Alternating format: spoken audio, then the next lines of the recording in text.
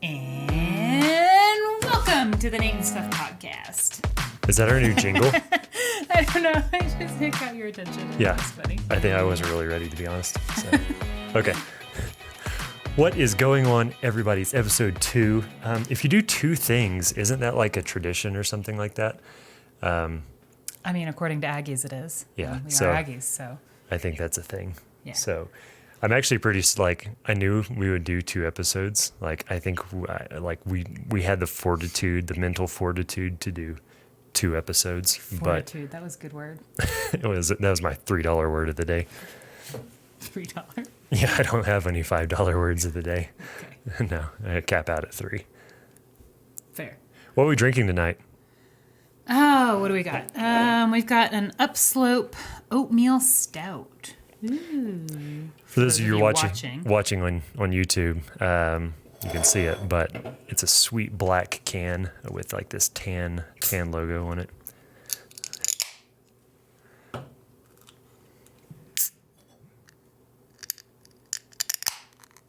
Ooh. Can there be like a beer AMRS ASMR. ASMR channel? I think I want to start that. Okay. Coming soon. Subscribe. Oh, that's good. That's nice. You're going to get real foamy, though. I know. I was doing it for the effect, though. All right, this will get foamy. Everybody in the comments is going to hate me for it. It's going to be good foam, though. Mine is perfect. Oh, it's still pouring. Okay, we're going to stop there. That's okay. That's going to be really foamy, but we'll still cheers anyway. Cheers to what? Cheers to episode 2. Cheers to episode 2 and actually sticking with this and uploading our first. Cheers to uploading our first one after we did it. Yeah, exactly. Think. Okay. All right. Oh, that's fantastic. All right. So what are we talking about today? So we were going through got a notebook that's got a whole bunch of ideas and stuff like that. And we felt like it was the most straightforward next episode to do a how did we get to where we are? So kind of sort of like life story, I guess. Story, backstory. Yeah. Yeah.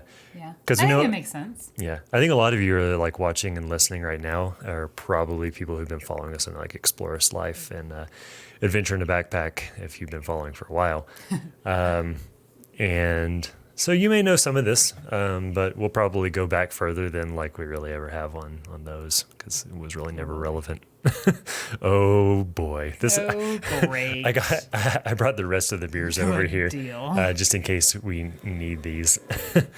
So, let's get started. Okay. How far back do you actually want to go? High school? College? Yeah, I guess so. So, I'm not going back further than high school. no. Well, Sorry, guys. So we grew up. So we're how old are we now?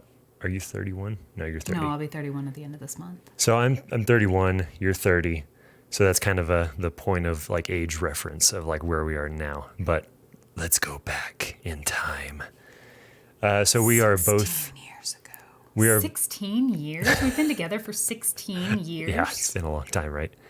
Gosh. I've been with you longer than I've been not with you. What? Oh, that is kind of weird. Yeah. I've been with you for 16 years, but I've been not with you. I had been not with you for 15 years before I started dating you when I was 15. That's what I'm trying to say. So we grew up in Oklahoma. You kind of grew up in Oklahoma City, and then you moved to Blanchard, where we eventually met in 4th grade or something like that. Yeah, I moved in 4th grade. I pretty much, for the most part, born and raised in the same little small town. Yeah, I mean, I was born in California, but we moved when I was 2. Moved to Oklahoma City, moved around Oklahoma City a few times, and then ended up in Blanchard in 4th grade and stayed there until graduated high school. So the town we grew up in, I think our junior year, so it would have been 2005 or something like that. Oh, thank you. 2005, I think we got our second stoplight. So it was a pretty small town. We had a Subway, not like a underground train, but the sandwich store. But that was all And we Sonic. The Oh. Sonic was the really happening place. well, yeah, Sonic was the actual Because we had Sonic for a long time. No, we had It that just forever. Moved. Yeah, it just It moved around. from one place So to another. Yeah. if you're not from the Oklahoma area, Sonic is like this like drive-in kind of thing. 'Cause Sonics aren't really popular. Like, are they really much of anywhere else? I think kind of Midwest. Midwest. Yeah. So yeah, I mean it's just it's a fast food joint, but it's like a drive-in, Drive-in. Yeah, not it's a not a drive-through. drive-through. Yeah, so really, really small town. I think there was a population of about 5,000. We graduated with about 97. No, with exactly 97 in our graduating class. We let's see. And what do we talk about that? We're both in band. Really, really fun. involved in band. Yep. You played. I played the clarinet and bass clarinet. Yeah, I started on trombone, and then once I got into it's like ninth grade or something like that, I switched over to euphonium, which is kind of like a small tuba, little mini tuba basically. Kind of sounds like a trombone though. I played bass drum in the on the drum line in marching band, and then concert band. I switched over to the other ones. Yeah, so we were very involved in band. That's Yeah. pretty much how we got together. Was we were always on the same trips and stuff like that. So Yeah. and 97 people in our graduating class. We've met. We've met. But yeah, so I mean, we dated. Let's see, we started dating when I was 15. Nate was 16, and dated all throughout high school. I had a truck, and so Stephanie was just using me to get around town and stuff like that. Yeah, for those of you that don't know, I hate driving. Like, always have, always will.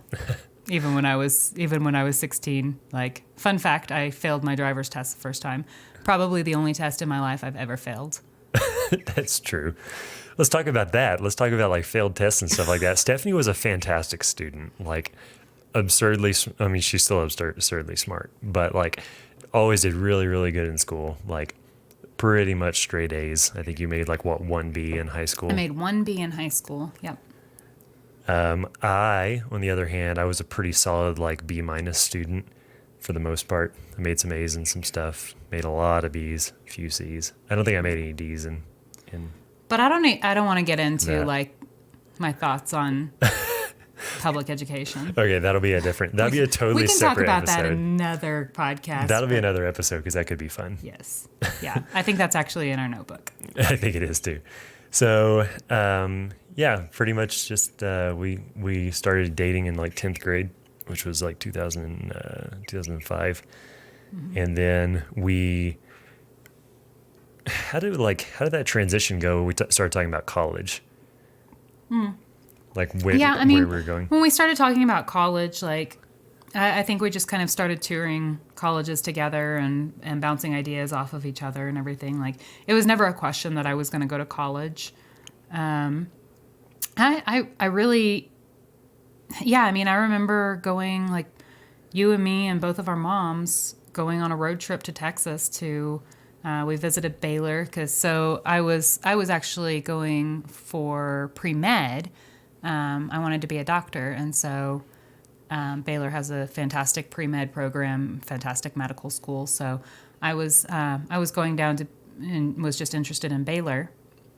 Nate was interested in Texas A&M, and so I don't remember. We may have gone to a few other schools on that trip, but we spent a few days touring different campuses, and both of us just fell in love with Texas A&M immediately. It was very much a place that we felt coming from a small farm town in Oklahoma, it felt like somewhere where we could start that process of growing up into a big city, I guess. Yeah, because College Station, so there's two towns in the middle of nowhere basically, but those two towns, they've got something 120,000 people whenever school's in session. Yeah, combined between the two. Yeah, so it's it's not a big city. It's a big farm town basically. I mean, that's an agricultural. It's an agricultural school. Started with agricultural and mechanical school, Texas A&M, and that's pretty much where we ended up. You got in just fine. I kind of got in on a backdoor like band scholarship kind of thing. And like it was kind of interesting, like when we were going, high school sweethearts usually don't last through college, and so many people were like, this is never going to last, it's never going to work. And we're like, I mean, maybe not, like I guess we're going to go and see. And we kind of had this like mindset of if things don't work out, then things don't work out. But ultimately I think it was that mindset like why it worked. Yeah, and we were very open and honest with each other when like we had this conversation as seniors in high school that, hey, like we're going to college. We know that this often doesn't work, but let's try it. Let's see how it works, and at the very least, let's try to stay friends. Yeah. And I think that was, yeah, like you said, that mindset going into it was probably why it worked anyway. So, yeah, so we moved from Blanchard down to College Station as freshmen. We both moved into the dorms. Well, we actually both joined the marching band at Texas A&M. Oh yeah, that's right. And the Corps of Cadets. So those of you who don't know, the Corps of Cadets is sort of like, it's an ROTC program. Yeah, it's an ROTC program. But in order to be in the marching band, you have to be in the Corps of Cadets. You can't be in the band if you're not in the Corps of Cadets. And you don't have to go military afterwards. It's just military structure, military training. Yeah. So we both joined that because we both, we were both very, very into band and very involved in our marching band, loved marching season in high school. And so we both joined. And actually, oddly enough, both of us lasted exactly 1 week. Yeah, and 1 week. Without speaking to each other, because we weren't allowed to speak to each other, nor were we allowed to be in the same company, we both quit on the same day. Yeah.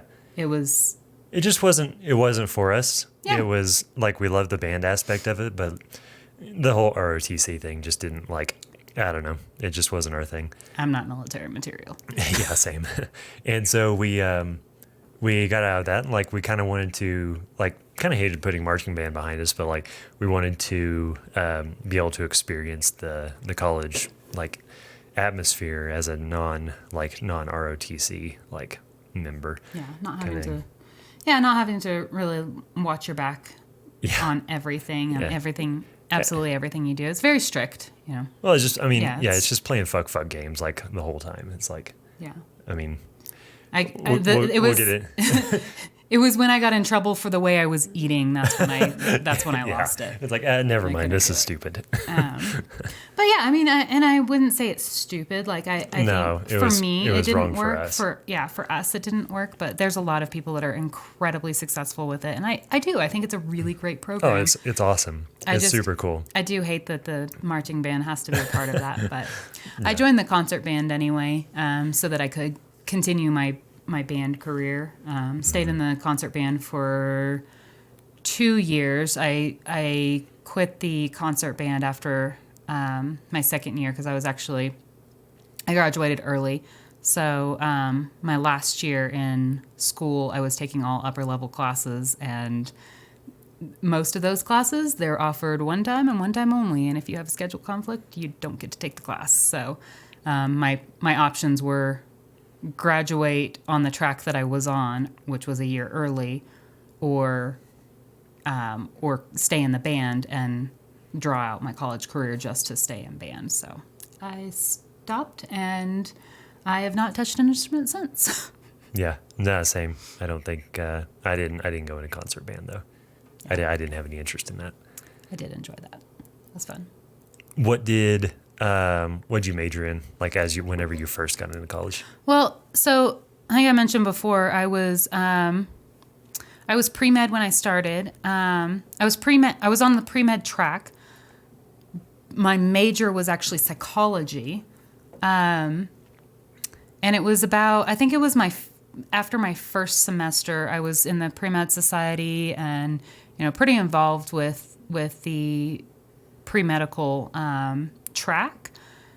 And I realized pretty early, thankfully, that that was not going to be what I wanted to do. I didn't want to become a doctor after one semester. So I started really thinking about, like, you know, I loved psychology. I loved the degree program, but then started looking into what the heck can you do as a career with a psychology degree without going to medical school, without becoming a psychiatrist. And so really a lot of the majority of the I can't imagine you as a psychiatrist. no, I didn't want to become a psychiatrist. Heck no. Or a therapist or anything like that. It'd be like that telling was- you your problems, and you'd be like, I don't know, like, get the fuck over it. Like, I don't know what your deal is. Basically. Yeah. Definitely not the right track for me. So, but a lot of the other careers that are available with a psychology degree are research. And that's another thing that I really just didn't want to do research all the time. Excuse me. I didn't want to do research all the time. And so I started thinking about kind of what my next move was. I knew at that point in time that I had to change my major. I didn't know what it was going to be. My entire life I had wanted to become a doctor, and deciding that I didn't want to become a doctor was a big deal for me. So, you know, I did what any other logical person would do. I talked to some of my friends and talked to some people on campus, and the overwhelming theme was, well, the business school is the hardest one to get in to transfer into. And so, although I had no plans for business, no reasoning to go to the business school, everybody told me that I should stop even considering business because Oh, you can't get in. because you can't transfer in. So I was like, okay, well, I'm going to go to business school. That's what I'm going to do. And that's what I did. It actually wasn't hard. Again, like Nate said, I had straight A's in high school. I had really great test scores, and my first semester in college was really good. So it wasn't hard for me to get in to the business school. But that's how I ended up in the business school. It's just that people told me that I couldn't do it. That mindset is how you got in, though, because I know, like, Stephanie and I, we had a few arguments, like, whenever we were in school, both high school and college, whenever she would come home and she'd be like, oh, I failed that test. And like I'm over here, like, if I took a test, like, and I said I failed it, like, I actually failed it, like, scored a 40 or something like that. And if Stephanie fails a test, it's like an A minus. Like, that's pretty much the way it was. And I would, like, get furious because I was like, she's like, I failed that test. I was like, you didn't fucking fail the test. I failed the test. Like, it shows up in an F. F stands for fail. Yep. Oh, Sparty, you're making gross noises. He's just drinking water. Just chill. It's fine. So that was the thing. But yeah, you got into the business school. Yeah, I got into the business school, and I mean, it ended up actually working out great. Obviously, like, that's what my business is what built I on do. right now. But I got into the business school. I think that was my sophomore year, because I think I transferred after the end of my freshman year. I transferred into the business school. Luckily, all I had really been doing my first year was what are they called? Core classes. Yeah. And so I didn't lose any time, thank goodness. I ended up taking classes that I didn't have to as business, like harder classes. Like, I took calculus. And for the business school, I needed to take, like, college math of some sort. Yeah. Like, it definitely was not calculus. You took a higher level, like, science class. Yeah, when I you took didn't higher need to do level that. science classes, and a lot of my psychology classes counted as some of my electives, and then since I was in the band, that counted as all of my my arts credits. Yeah. So yeah, it worked out for me. Yeah. How about yours? So I started with. I'm already seeing this is going to be a long video, guys. We're going for it. This is going to be a 2-beer video or podcast. So I started off in heading down the engineering track, and I don't know, I just always like building stuff. And if you guys have been following along, you know that. And so headed on the engineering track. Didn't do real good. Had an A, had a B, probably had a few C's. Did that for like basically the fall, the spring, and then over the summer was whenever, like, because I took calculus in the spring, and calculus 1, and to be an engineer you have to take like 37 calculus classes, and I got a Is that like calculi? yeah, I got like a 70 exactly, just because I had to pay my teacher to get like to a 70. No, it was like, and I was like, okay, calculus is really hard, and it's not going to get any better. Like, it's just going to get worse. It's just going to get harder. And like, I don't understand it. I don't get it. So like, ultimately, like, we ended up changing tracks. Was it after the first? It was after the first year that, like, yeah. Is that when we both switched? Yeah, our first summer in like after our freshman year was rough for us. Yeah. Because we both decided to change.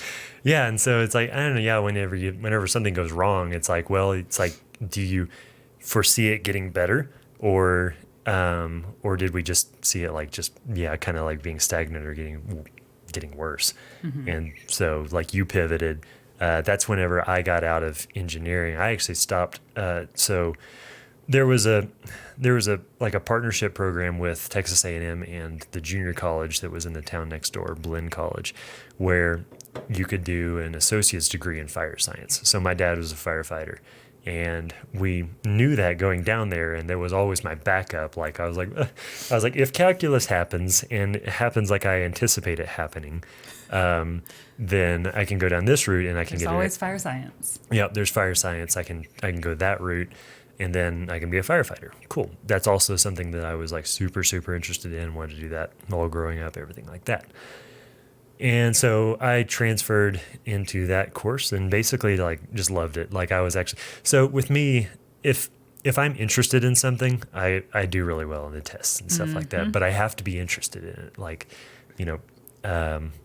hence my issue with public education. Yeah. So I did really well once I got into the fire science program. It was just like, I think I made like 1B and the rest were A's. So like, I actually did like well for the first time in school. Since, didn't you graduate like second in your class?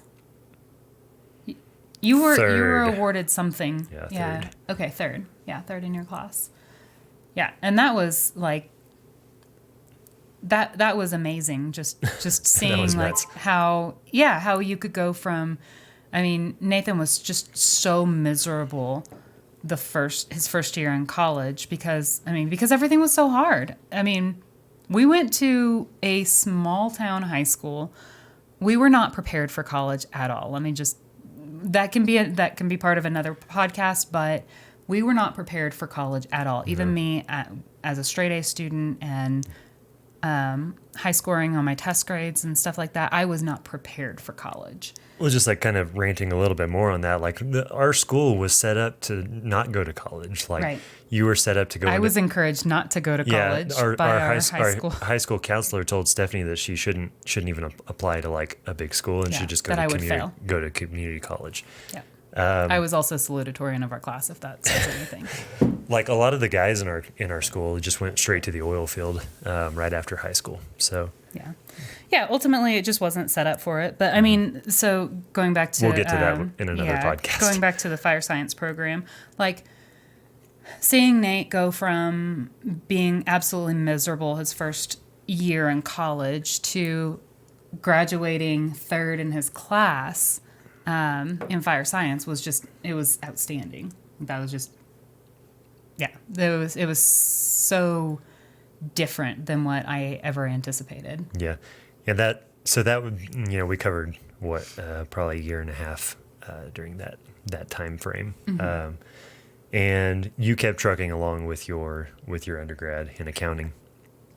Did anything like real notable happen in between the time you switched and the time you graduated?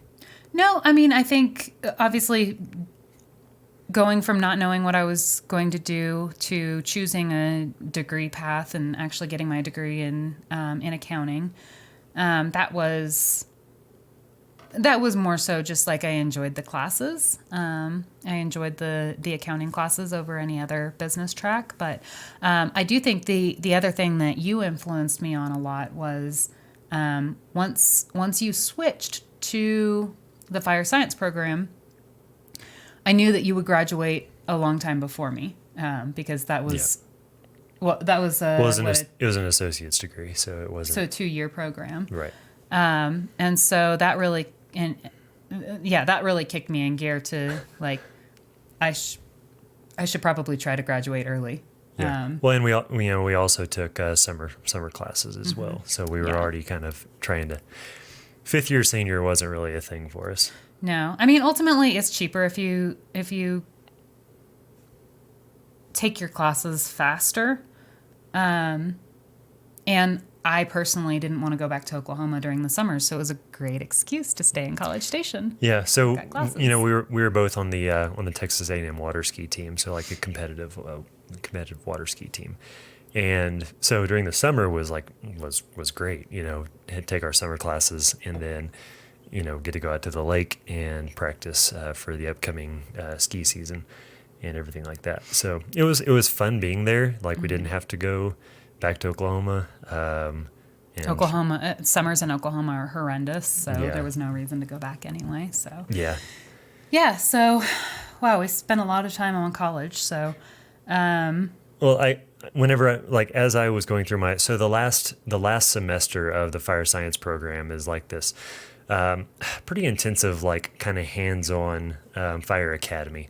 And it's the Teaks Fire Academy. It's like this kind of, it's actually kind of world renowned, to be honest, like Fire Academy, where there's kind of all kinds of different like props and simulations and instructors that have a lot of time on their hands. That's not the right word. Time on the job. Experience. And so that's like the last semester. During that last semester, I applied for a firefighting job in Norman, Oklahoma, which is pretty much like the biggest town next to like where we're actually like next to Blanchard. It's where the University of Oklahoma is. I applied for a firefighting job there, and I got it contingent on graduating. And so like it was really cool to like, this is in 2010. 2010. So it's like kind of like whenever we were going through that recession. And so to like be offered a job like before you've even like got out of college, like that was a thing. It's like, well, that's what I'm doing. Like you have to take that. They offer you big boy money, and then it's like you kind of have to go with that. I always wanted to be on the Oklahoma City Fire Department because that's where my dad was, but I was like, well, Norman's going to pay me first. Oklahoma City's not hiring for another 2 years, so that's where I'm going. So I moved back to Oklahoma, probably 4 or 5 months before you finished. Yeah, spring of 2010. And then you finished school right after summer. You had to take summer classes and finish up. So we moved back to Oklahoma. It wasn't something we really wanted to ever do, but like I said, money talks sometimes. And we moved back there.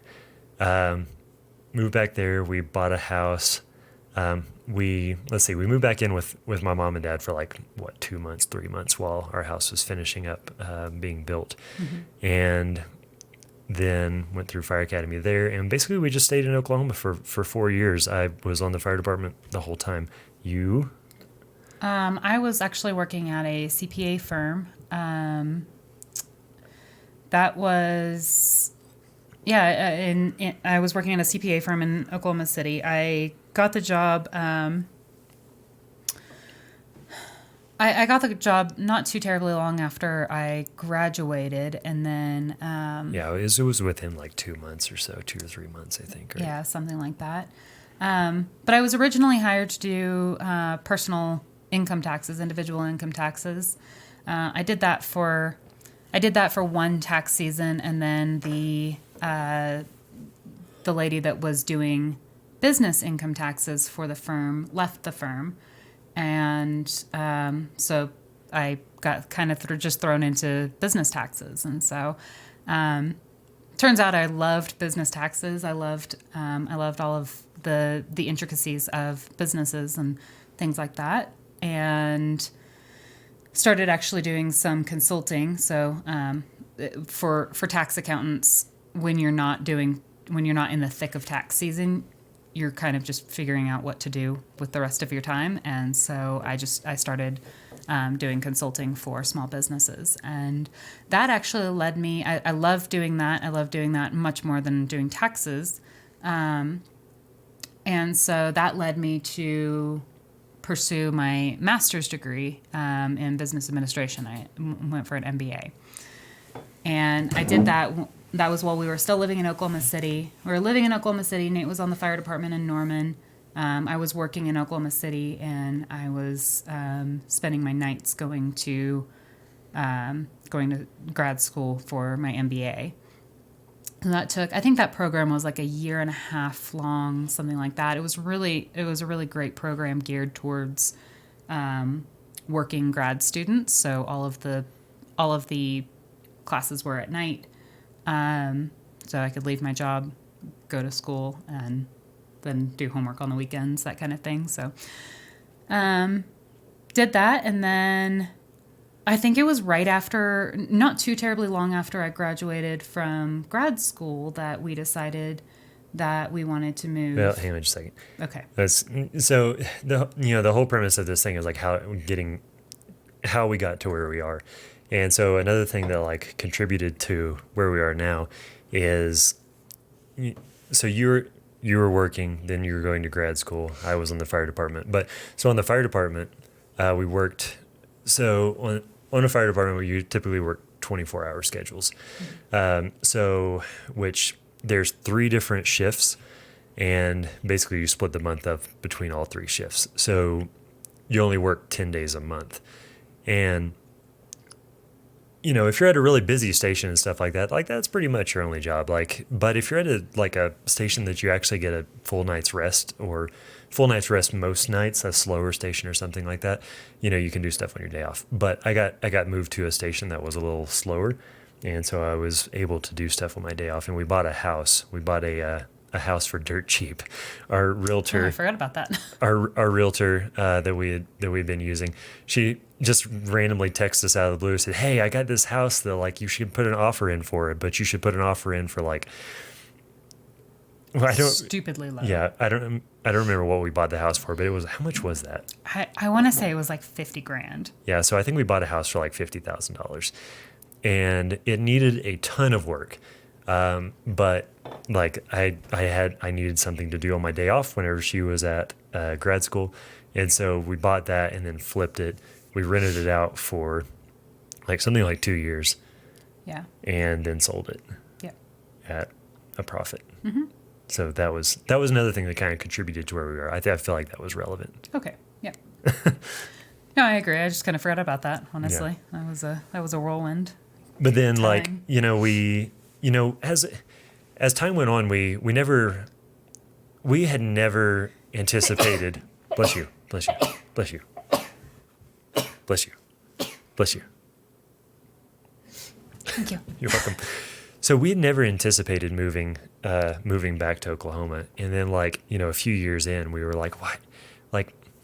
The weather is terrible here. We just don't enjoy. Yeah. I mean, a lot of it was the weather at that point, the tornadoes and, just damaging everything every single year. Mm-hmm. And just the lack of being able to go outside. Mm-hmm. I mean, the weather is always trying to kill you in Oklahoma, whether it's 120 degrees or 5 degrees with 99% humidity. Mm-hmm. It was brutal. And it felt like we were trying to live our lives around, hey, when can we go to Colorado next? And mm-hmm. so we went on a backpacking trip in southwestern Arkansas, down the Ouachita Mountains, and the Eagle Rock Loop, if anybody's been in that area.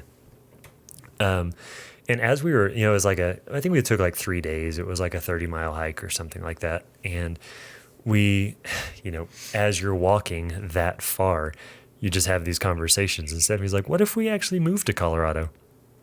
And at first I was like, yeah, okay, cool, sounds good. Once you're on a fire department, you don't leave. That's not a thing.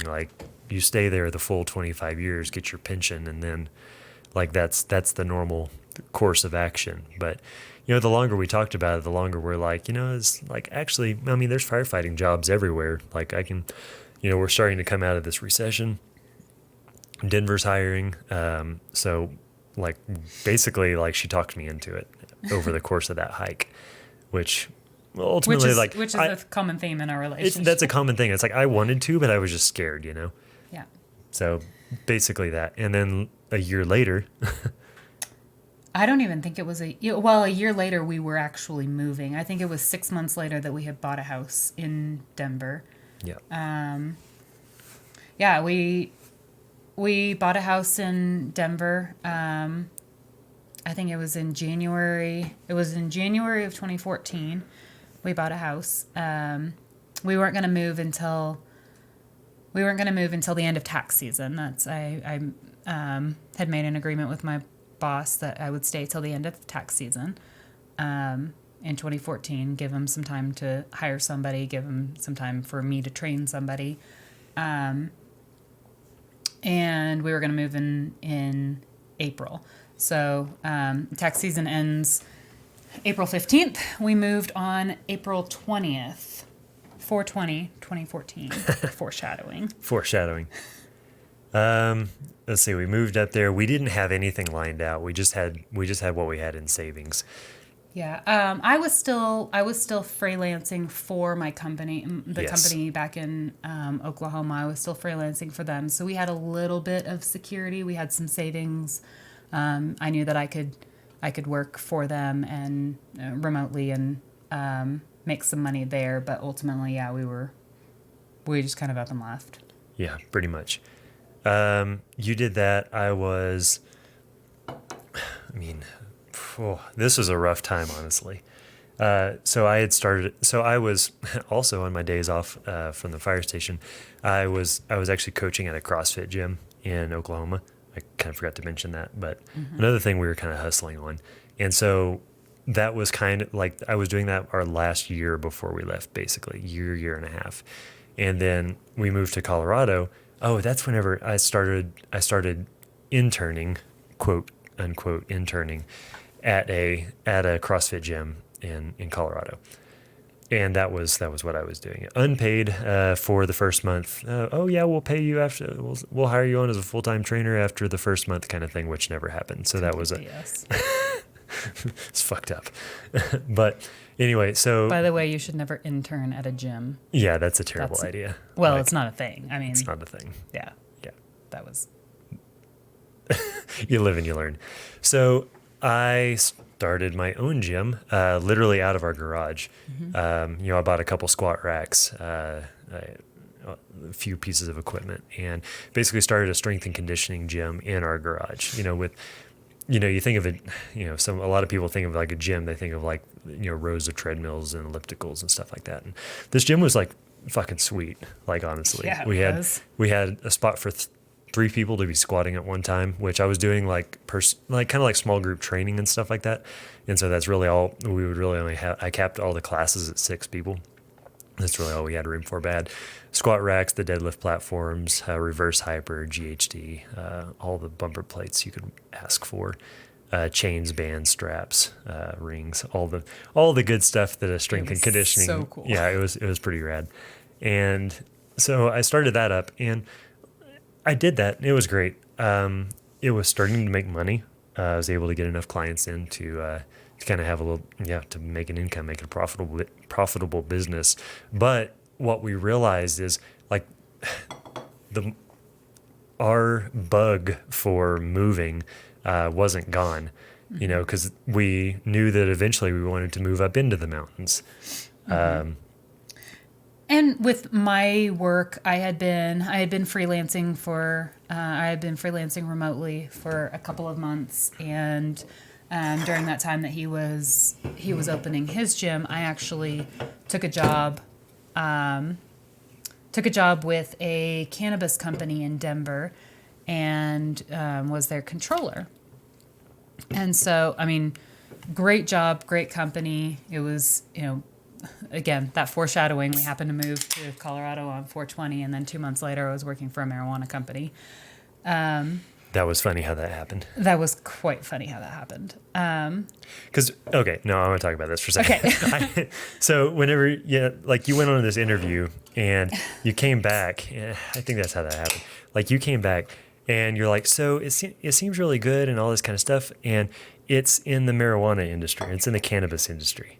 And like, growing up in like Blanchard, Oklahoma, like everyone around there is super against, or was. It's a little different now, but it was super against like again, this was 2014. Yeah, if it wasn't in the Bible, like it was a no-go kind of thing. And that's how we were raised. And so like you were like, are you okay with this? I was Yeah, like, I mean, we had a long. I remember this evening. We were actually painting the Kraken on the wall in your gym.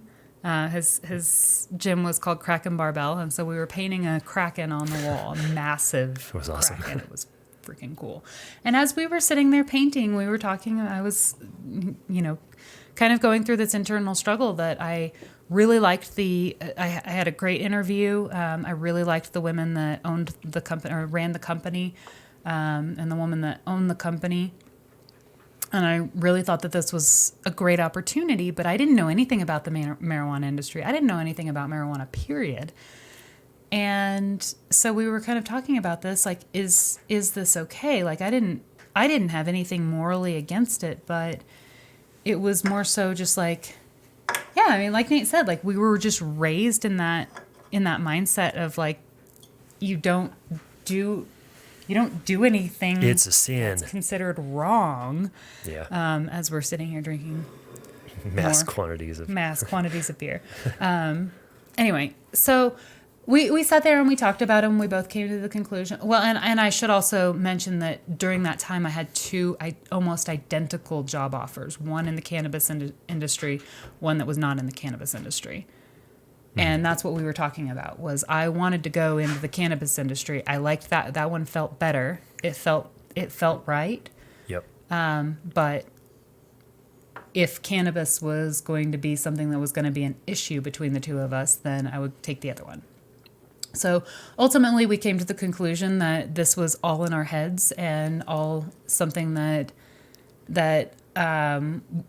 was just placed in our heads from society, just the way we were raised. Yeah, it's just a society that's 20 years behind the times. Yeah. Basically. And so I decided to take the job. And that was probably the best decision I've ever made. Yeah. Like in terms of my career, I think that was because you're still in the cannabis industry. Because I'm still in the cannabis industry. So I've been in the cannabis industry now for 6 years. I mean, you're speaking on. So this is recent news, but Stephanie is going to be speaking at two different like cannabis industry events in conferences in regards to like state of the industry, basically. Yeah. As far as like accounting and banking and that kind of stuff goes, which is super cool, by the way. You. I'm super nervous. I'm really nervous still. So you took that job, and we were living in Arvada at that point. Mm-hmm, which is like northwestern Denver. Yeah, kind of by Golden. Yeah. I guess if you don't know where Arvada is, you probably won't know where Golden is either. Yeah, so Arvada is northwestern Denver. I was working in south central Denver. Mm-hmm. And hour and a half commute. Yeah, it was. I mean, Denver. Obviously, Denver is a big city, has bad traffic, and so when I would go to work in the morning, it would take 20 minutes to get there. And when I would come home, it would take anywhere from an hour to 2 hours to get home. So we lived in Arvada for a year, again, almost exactly to, I think it actually was exactly to the day, a year. I think it was too. That we closed on that house. And we sold the house in Arvada. We moved to Aurora, which is, I said that word weird, Aurora, which is south, kind of central Denver. Yeah, so we moved. The spot we were at was like Aurora's kind of East Denver, but yeah, Aurora is actually a pretty big City. We were like, if you're familiar with the area, like just north of the tech center, basically. Yeah. And so we moved within about 15 minutes drive of my job, and where I didn't have to get on the interstate, which was the big kicker. Yeah, and that was super nice because we moved into a townhouse. The first house we had. Cheers to this one. Tink. The first house we had, it was big house, nice yard. In Oklahoma, I enjoyed taking care of our yard because that's how I was able to get outside and do something. Super lame. And and so, but when we moved to Colorado, like we had this yard, and I was like, fuck that. I don't want to take care of that. Like, if I'm going to go outside, I want to be up in the mountains. Yeah. And that's what we did. And we were up in the mountains, every single chance we had. But there was a few times where I was like, no, we can't go up to the mountains this weekend because I have to fucking mow or whatever because it looks. Or we have to take care of the house. We bought a large house in Arvada, and ultimately there was no reason to have that big of a house. I think was it 4 bedrooms? No, it was 3. 3. It was 3, but then it had a basement apartment. kind of thing. Yeah. Anyway, it was huge it was for absurd. just the 2 of us and our 2 dogs. There was no reason for that. So we sold that. Got a townhouse in Aurora, and much smaller, much easier to keep up. We didn't have to do anything outside. Mm-hmm. We got that one. We got the big house whenever like the Denver real estate market was like booming, and so like you had to take what you could get. That's true. And so like we didn't have a whole lot of options. It was like, hey, here's something that would work that's in our price range. Let's get it. Like offer. Yep. Because we couldn't. We make decisions super fast. We make decisions super fast. We flew out to Denver on a weekend, and by the end of that weekend, we had bought the house, or like we had put in an offer and had it accepted. Yeah. But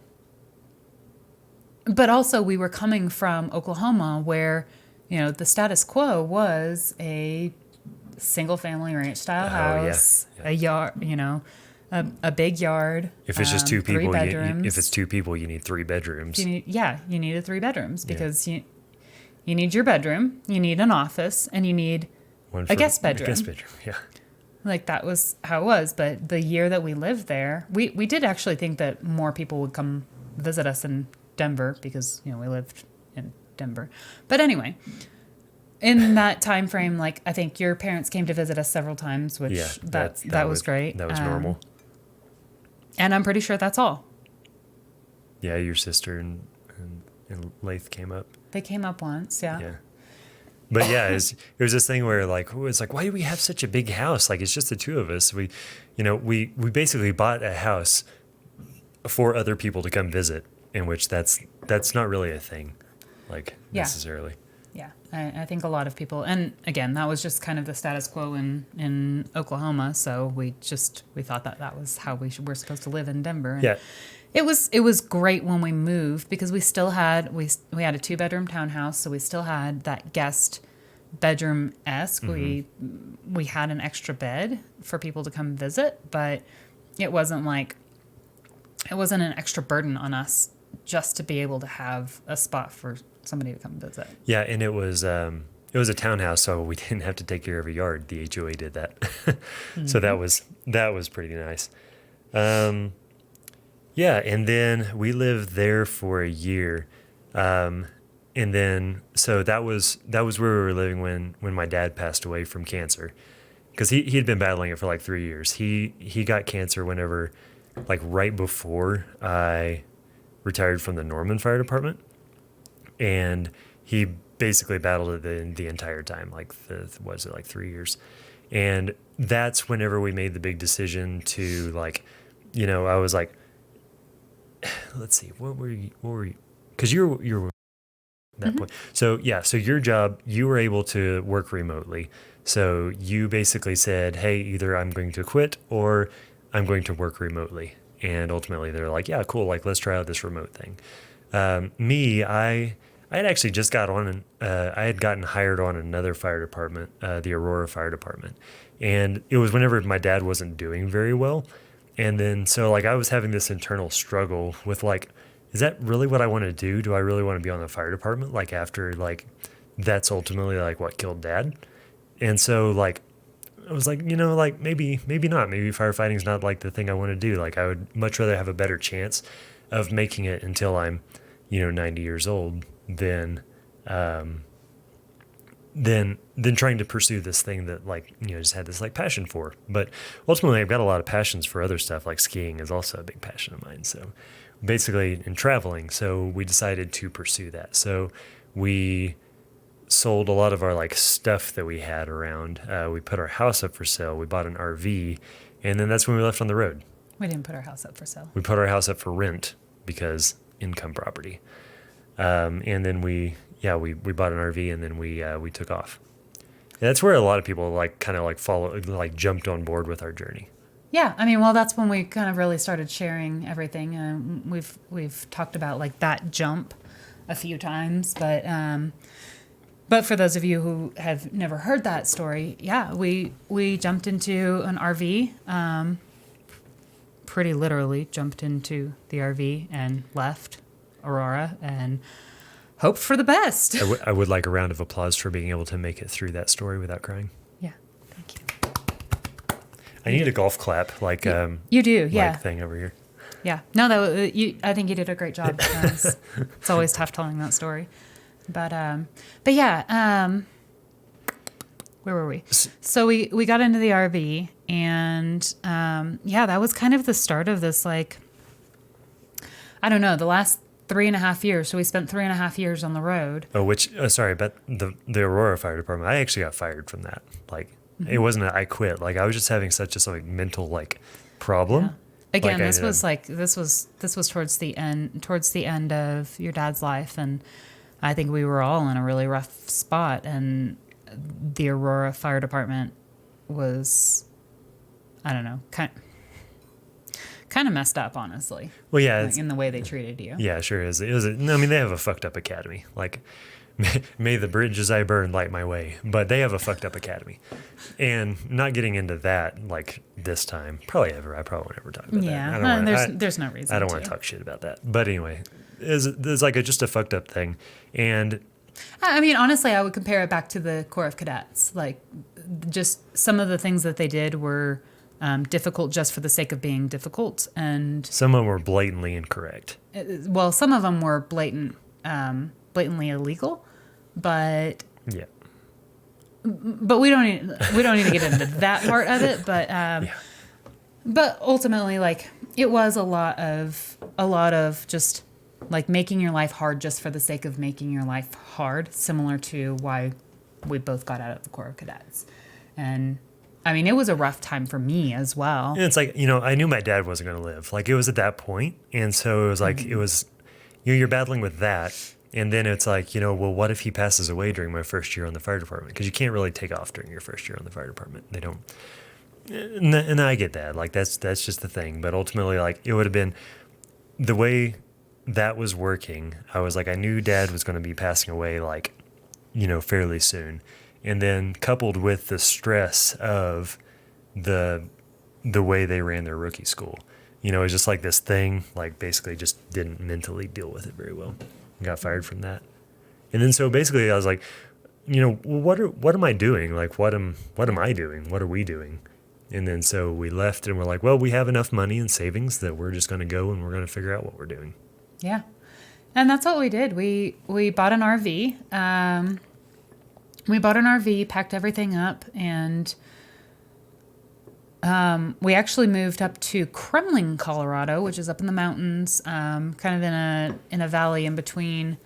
It's in between Steamboat Springs and Winter Park, if you're familiar with the Colorado area. So it's 45 minutes away from Steamboat Springs, south of Steamboat Springs, and it's 45 minutes northwest of Winter Park. Is that right? Basically. My directions right? Okay, pretty cool. much.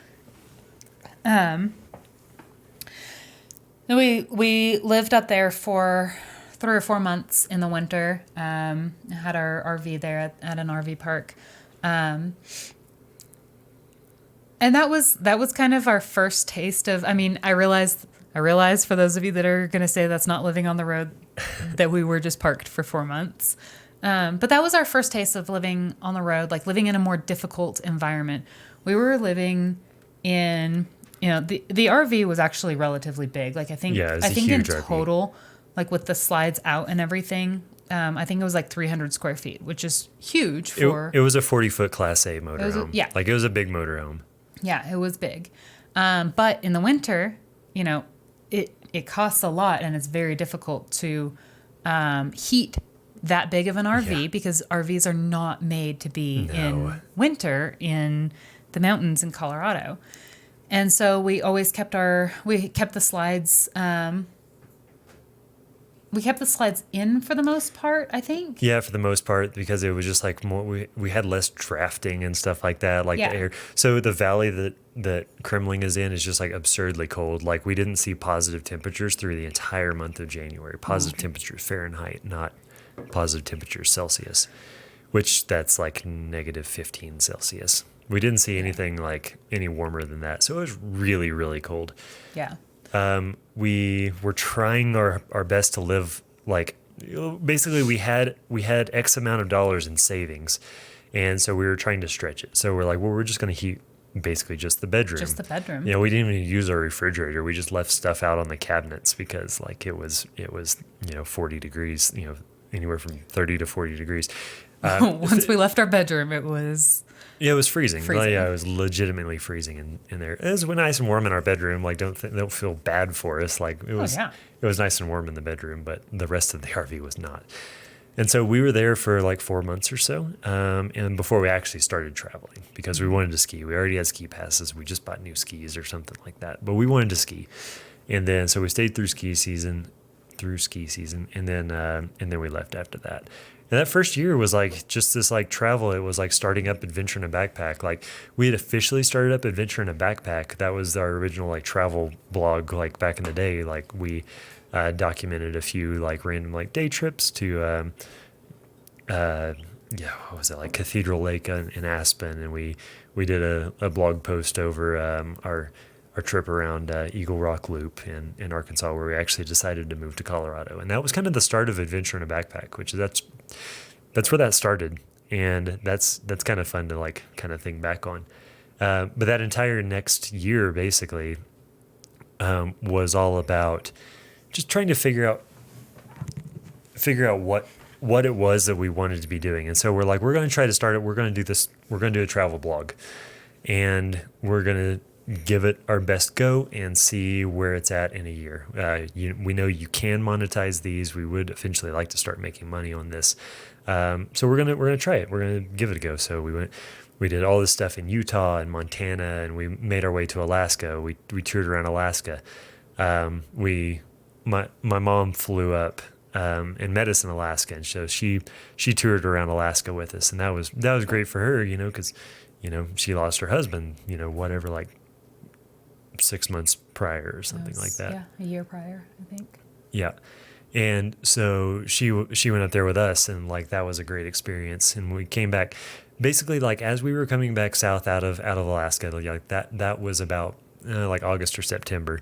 So it was getting towards the fall, and we weren't making any money on any of that kind of stuff. And so we're like, okay, well, what are we going to be doing now? So like this just travel blog, we're not making any money on it. It's just, it's costing a lot of money. So we're having to we were starting to find like freelance jobs, like writing, photography, videography, anything that we could do. I was doing some I was making websites. I was doing SEO work for like search engine optimization and stuff like that for people. You weren't working remotely anymore for. No, I wasn't working remotely anymore for that company, but I had started freelancing, like writing business plans and just doing random one-off projects, which was much better for me. Like as far as like definitely money wise, I can make a lot more money doing something that I'm good at and have a degree in than Yes. the writing stuff. I was trying to there for a bit. I was trying to do some writing and things like that, and ultimately not something that I wanted to monetize, not something that I wanted to continue trying to monetize after a few writing gigs, paid writing gigs. I realized that I enjoy writing. I don't enjoy people criticizing my writing. Yeah. So So that pretty much like rounded out like that year for the most part. We made our way back to Oklahoma. We kind of headed towards like Joshua Tree and hung out in the desert for just a little bit. But we headed back towards Oklahoma, and we, over time we got to where we didn't like the RV. It was just too big. It took too much to set it up. It was every time anything broke, it was really expensive. There was just like it was just a lot. Mm-hmm. It was just a lot of vehicle that we didn't really want nor need, and so we're like, we're going to sell the RV. We're going to buy a van. We've seen a few random van conversions around, and we're going to build a van. And that's pretty much what we did. We sold the van, we sold the RV for actually like the exact same price that we bought it for. So we pretty much broke even on that deal, which was pretty cool because we were able to like tour around for like a year and not really lose any money on the vehicle. Mm-hmm. That was pretty cool. And then we built the van, and that's really where YouTube and our blog like took off, was like whenever we were building the van. Mm-hmm. All the tutorials and the videos we were putting out on building the van, they were just like blowing up. And like we'd been touring around for the last year and like putting out a lot of blog posts, a few videos, and none of them were really taking off on videos. The blog posts were getting a little bit of traffic, but mainly in like free campsites because everybody loves things for free. And so we did the van build, and then when we did the release of like kind of like the grand finale of like the reveal of the van, like that's when our channel blew up. Mm-hmm. So we did that. It went viral on Facebook. It's got like 7 million views or something like that. Like I submitted it to Reddit, to the DIY subreddit, and it went to the first page of Reddit, crashed our website, and all kinds of stuff. And that was, man, you talk about Reddit, guys. That was so stressful. That was such a stressful thing, being on the first page of Reddit. Yeah. Because it got a lot of traffic, and like I understand that like it was a good thing, mm-hmm. but fuck, man, it was just like the comments. Jesus Christ! You talk about the worst comments ever. That was also our first taste of actually, having some visibility online and being online. Yeah. And we had never dealt with the mean comments before. And then we were on the front page of Reddit, and all of a sudden, like, my sister was on Reddit. She had never been on Reddit before, but she created an account just to try to defend us. And eventually I was like, okay, we can't try to defend ourselves. No. Like, if people want to say crappy things about us, that's what they're going to do. Well, it was such a weird thing. Like, I'm not going to talk about this a whole lot, but I think it's kind of funny to talk about because, a lot of the comments were just like, our van was nice. Like, we built it, and it like turned out really good. But it also was a 2007. It was a 2007. Like, we bought it for $11,000. And we put another $30,000 into it. So at the end of it, we had a $40,000 vehicle. The truck I was driving before we sold it, it was just a normal, middle of the line. Like, it was a 4-wheel drive truck, but it wasn't the Lariat edition or whatever. Just Chevy pickup. It was like $32,000. And so our van was only like $7,000 or $8,000 more than what just like a normal fucking truck costs. That's, and my truck was used too. It was pretty nice, but it was still kind of used. But yeah, it's like a 40,000 vehicle, and everybody was like, there's like so many people were like, it's like, oh, it must be nice to have a trust fund. And it's like I'm still trying to find out where my trust fund money comes from, because it's like, I can't wait till we figure it out. Yeah. I don't even actually know how a trust fund really works, to be honest. So it's like, my dad was a firefighter. He worked for his brother, who owns a heat and air company, on his days off. My mom, she was for the most part a stay-at-home mom. She worked for my uncle as well, here and there. Both of your parents were mechanics. Mm-hmm. Going on down the family tree, your grandparents were teachers. One was a high school teacher. One was a professor. My grandparents, one was a truck driver. One worked at Dillard's. One drove tractors for the city. Yeah, so wherever our trust funds came from. Yeah, wherever my trust fund is from, it's way up the family tree. It's probably really diluted by the time it gets to me, but apparently that's what we got. Yeah. So that was pretty funny. That was pretty funny, just being able to like read that stuff. Yeah. It's like, wow. Looking back on it, it's actually pretty funny. I mean, because like the shitty comments have never stopped. To be honest, like we Yeah. still get them all the time, and yeah, it is what it is. Like Yeah. it's part of our lives now. We've just a learned to roll with the punches. We've learned to laugh it off. Occasionally we get a really good one that we screenshot and share with our friends, share but it on ultimately we Instagram just or whatever. delete them. Yeah. And so that was like kind of the start of like what we were doing. And then so like we built the van, we did this stuff, we toured around for another year doing like travel vlogs, travel blogs. We were sprinkling in a little bit of like van life stuff as well. We were trying to do like 3 videos a week. Sorry. 3 videos a week, doing like a destination video and a like van life education video and a live chat like every week. And what the fuck, like that was a bad idea. Like it's About burnout in terms of like mental health and stuff like that, like trying to keep up with that. Cause and these weren't like, this podcast, like I don't edit this podcast. Like I it takes me an hour to edit and upload it. But those vlogs, they were taking me, 8 to 16 to fucking 40 hours, depending on which vlog it was. Like there were sometimes it was taking, it very well could take 40 hours depending on which one it was. Mm-hmm. It was just not sustainable, and it wasn't making any money. So it was like, and not to mention it wasn't fun. Like it got to the point where like when we were doing these adventure vlogs and stuff like that, like when you turn hiking or skiing was the big thing. Like I love skiing. We both love skiing, but hugely passionate about it.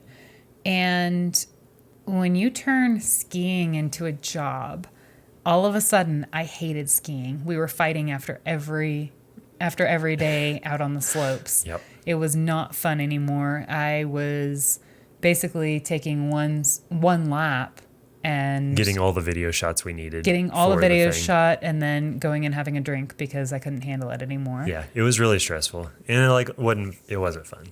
No. And it wasn't making any money either. Like it's not all about the money, but you also like you have to have money to live, guys. Like, well, and not only that, but it has to be one or the other. Like it has to either be really fun, or be making you money for it to be that stressful. If it's not fun and it doesn't make you money, and then it's why are that you doing stressful, then why are you doing it? I had this like turning point because I there for a while, like I really wanted to make a ski film, like not necessarily like I wanted to produce it, but I wanted to be. No. There for a while, I did want to produce it. You did, yeah. I wanted to produce something, like Art of Flight or like something from Matchstick Productions or some kind of like big budget ski film. And then, so I follow Lindsay Dyer on Instagram. She's a big mountain skier, and she was talking about a ski film that she was trying to produce. She has tons of connections. She's incredibly talented. And very accomplished. Super, super accomplished. And then she was talking about the fact that she couldn't get the sponsorship she needed to be able to fund this ski film. I was like, well, fuck, if she can't do it, like there's 0% chance that I can do it. Like I don't have connections. I don't have that kind of talent. Like, I mean, sure, I have all the drive and the want to in the world, but she does as well. And if she can't do it, I can't do it. And so it was this like turning point. And that's where we kind of like, I don't remember if it was a book or if like we made this phrase up, but like there's 2 things, and it's like there's things you like to do, and then there's things you like the idea of doing. And the sooner you can learn to differentiate which is which, man, you just talk about like a weight lifted off your shoulders. Because it's like I still like the idea of making a ski film, but I know that I'm not actually going to like to do it. Right. And so I'm just going to watch ski films. Yeah. Yeah, you don't have to do everything that's like, you don't have to do everything you like the idea of doing. Yeah. That was a great example with my writing. There's things you like to do. There's things you like the idea of doing. I like to write, and I liked the idea of getting paid to write. But once I actually did it and was successful in getting a few articles published, I realized that I didn't like, not only did I not like people criticizing my writing, but I didn't like people telling me what to write about. And that was really the really big kicker on that. Was I like the idea of getting paid to do something that I enjoy doing, like writing. But at the end of the day, it wasn't worth it. I like to write for myself and, write informative articles in my own style and not somebody else's style. And that's what I'll do. If, at any point in time when I decide to start writing again, which will be soon, I assume. It'll be for you, though. It'll be on things that you like to It's all my goals for this year. be on your own business. Yes. It'll be published on my own website. I'm going to be the only one editing it. Like, it'll be very informative, and it'll be in my own style. It'll be in my own voice. It won't have to be clickbait. It won't have to be clickbait. It's going to be 'Cause that informative was- for my clients. Because that was one of the things that, like, you wrote that one article and you were like, this is fucking clickbait. Like, why did they yeah. headline it like this? This is shitty. Yeah. Yeah. Yeah. So things you like like doing and things you like the idea of doing. Yeah, super different. And I can't remember where we're at in the timeline at this point, but where are we at? Let's see.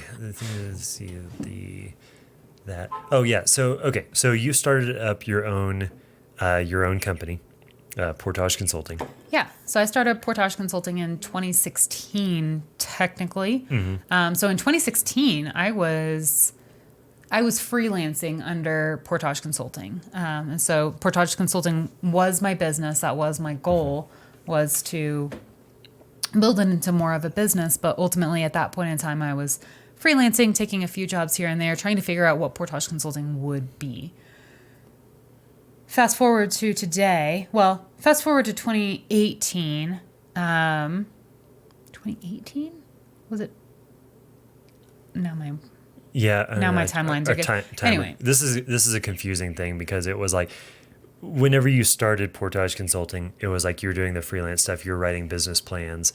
I was actually helping you with Portage Consulting. I was doing SEO for some clients. I was building some websites for clients. That's right. We were actually doing social media marketing for a few clients as well. So that was like super grassroots, early on, doing anything we could to make money. Just to make a buck. We wrote we didn't write. Stephanie videoed a like absurdly comprehensive course on QuickBooks. Mm-hmm. So Stephanie's a QuickBooks Pro advisor. Is that what it's called? Mm-hmm. And Stephanie was like, "Oh well, we're gonna video a course. I'm gonna sell a course, and that's gonna be a income stream." And ultimately, it was something well, like crazy, like 60 videos or something like that, right? I don't remember. I just remember it was absurd. It was a fucking lot. And ultimately, it's incredibly dry content. It was very, very helpful, but very dry. It's very hard to teach somebody an accounting software. And it was something that like people didn't want to know. Like people needed to know it. They needed it, but they liked the idea of knowing it. Yep, exactly. They liked the idea of knowing it, but they didn't want to know They it. didn't want to sit through it. Yeah. So that would be something that like an employer would buy and would force their employees to sit through. Which was actually my target market. It was your target market, but fuck, we just couldn't hit that target market. It was an incredibly hard target market, and ultimately not something that I was going to keep pushing because I knew that this whole course would go out of date every year. Every year, yeah. And it was hours of content. Mm-hmm. So basically, we spent a whole lot of time on doing something that didn't work, and that's okay. Like that's part of growth, I think. Yeah, failure is definitely part of growth. You have to try something. You just have to try it. And so, like you know, kind of circling back around to the timeline to where we are now. You know, as we were kind of like dissolving adventure in a backpack and rebranding over to Explorers Life. We still had this like awkward phase in between that rebrand. And like we knew that people wanted to know more about building camper vans. Our stats on the backside of our YouTube channel were showing that like people didn't care about travels. Yeah, they didn't care about travels. Like I wish I could be more positive about that, but people didn't care about it. Yeah. And that's fine. Like ultimately, like I don't think anybody needs to have inspiration to travel. I think everybody knows that they like vacations. Like it's not a thing that I need to help out with. What we needed to help people out with was how big of an inverter do you need to run XXX an appliance? How many solar panels do you need to charge this many batteries? That's what people needed help with, and we started to see that. And so we had to kind of like put our egos aside and be like, look, this is what people want to see. This is what people want to be educated about. So let's do that. So let's like triple down on that and like just see what happens. And this has been basically we've niched down over the last year, and it's been game changer. And when Nate says we've niched down, he means he has, because he's gotten to the point now where I don't understand most of the stuff that he's doing with solar. I can install a solar array. I can do the solar on a system, but all of the stuff that he's doing right now, way past what I understand. And I enjoy it is the thing. Like I really enjoy doing it. Yeah, I truly enjoy doing it, and people are willing to pay me for it, which is great. Like, and it's like I said earlier, it's not all about money, but you have to make money to to get by and stuff like that. And it's really cool to, be able to have the income to be able to make better videos and stuff like that. Yeah. If I need, whatever equipment I need to make said project, I'm making it. And so I can go buy the stuff I need to make the next video. And it's great. Yeah. And that's pretty much where we are, to be honest. Yeah. I kind of stopped my progression, but so once I really started figuring out what I wanted to do with Portage Consulting, let's see, the QuickBooks course thing, that was in like 2017. So fast forward to like mid 2018, I had a few clients that were regular monthly clients, and things were starting to grow beyond what I could actually handle on my own. So I hired my first, I hired her actually as a contractor to begin with, to help out with some bookkeeping and some just general accounting stuff. And that very quickly, once I had that capacity on, I grew pretty quickly. And so by mid 2018, I actually had 2 employees and was continuing to grow Portage Consulting. And then I think it was the beginning of last year, beginning of 2019, that I really decided to completely niche down on Portage Consulting and focus mainly on the cannabis industry. That was the industry that I'd been in since I moved to Colorado. I know the industry very, very well, and love the industry, and think that there's so much going on right now. It's such the industry is in its infancy right now. Yeah. And there's so much to be learned. There's still so much to be able to actually help businesses with. And so that's what we decided to start focusing on in Portage Consulting, and rebranded as Green CFOs. And that's kind of where we're at right now. We're actually in the process of hiring our 3rd employee. Yeah, so you've been doing interviews all week. Oh my gosh, I hate doing interviews. I hate the hiring process, but it is important. Yeah. So we're hiring. I'm hiring my 3rd employee right now, and like Nate mentioned before, speaking at 2 conferences this year, and just kind of growing. And it's rad. Stephanie's doing great. Oh my gosh, it's pretty fun to watch. I'm so scared. Like, I'm so nervous about it. Like, any of you who own businesses out there, who own small businesses, and understand that fear that you wake up with every morning, knowing that you're responsible for someone else's paycheck, that's terrifying. And I'm about to hire my third person that I'm going to be responsible for their paycheck. And by the end of this year, I'm hoping to hire another one. So yeah, four people and myself. I've got to pay myself also. Crazy coming from a little small town in Oklahoma to like where we are now. You know, like that doesn't happen.